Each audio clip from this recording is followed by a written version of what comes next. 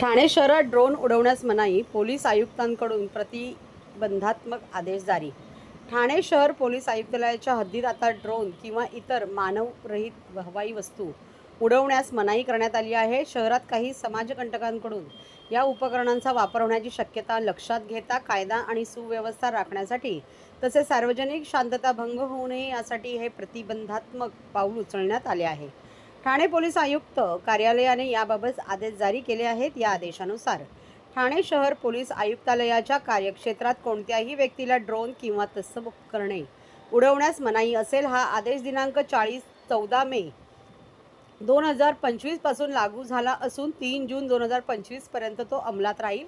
या आदेशाचे उल्लंघन करणाऱ्या कोणत्याही व्यक्तीवर भारतीय न्याय संहिता 2023च्या कलम 223 आणि इतर लागू कायद्यानुसार कारवाई केली जाईल असे स्पष्ट करण्यात आले आहे।